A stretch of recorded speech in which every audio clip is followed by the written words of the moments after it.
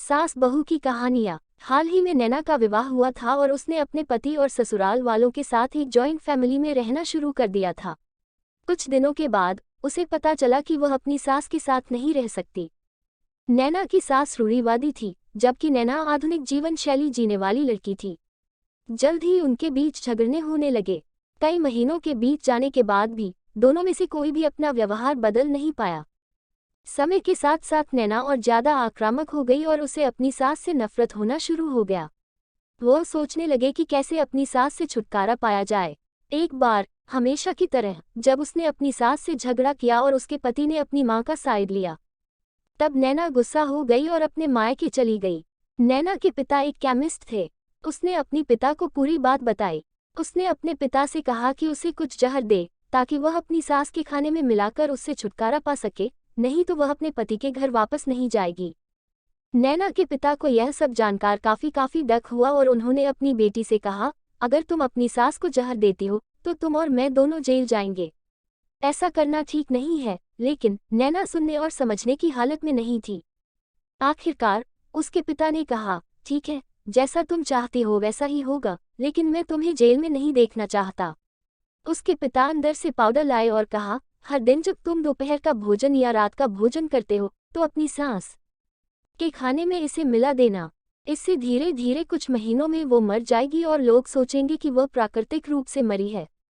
उन्होंने यह भी कहा, क्योंकि किसी को भी तुम पर शक नहीं होना चाहिए, इसलिए आज से तुम अपनी सास के साथ नहीं लड़ोगी बल्कि तुम उनकी देखभाल करोगी, भले ही वो कुछ भी कहे। तुम गुस्से से बात नहीं करोगी और हमेशा शांत रहोगी।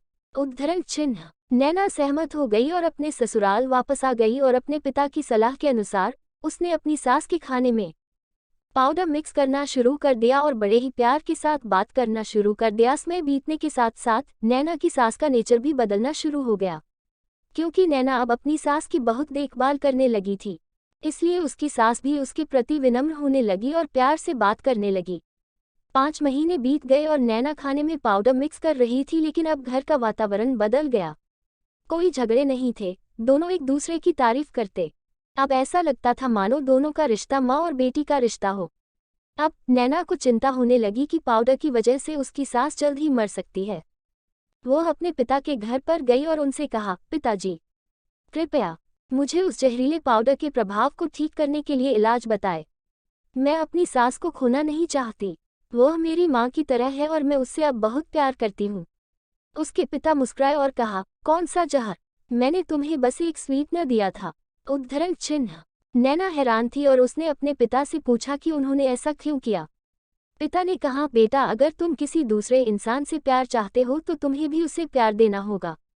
रिश्ते एक गाड़ी की तरह होते हैं और हम उन पर लगे पहियों की तरह।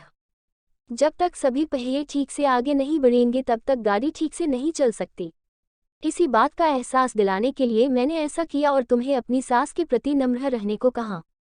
तुम्हारी अच्छाई देखकर उन्होंने ने भी अपने आप को बदला और तुम्हें समझना शुरू किया। तुम दोनों ने एक दूसरे के लिए अपने आप को बदला।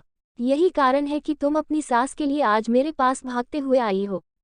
नैना अपने पिता की बात समझ चुकी है और आप। मॉरल ऑफ द स्टोरी, सास बहू के झगड़ों का समाधान। हर इंसान अपनी परिस्थितियों का शिकार होता है। यह अक्सर कई मतभेदों को जन्म दे सकता है। हालांकि हमें एक दूसरे को समझने की कोशिश करनी चाहिए और एक दूसरे के साथ एक स्वस्थ संबंध बनाने के लिए थोड़ा अपने आप को भी बदलना चाहिए। और जब इस तरह के मतभेद रिश्तों के बीच उठते हैं तो उनके प्रियजनों का कर्तव्य है कि वे उन्हें शांत रखें और सही रास्ते की ओर मार्गदर्शन करें। ये भी पड़े पति पत्नी के झगड़ों से निपटने की कहानी।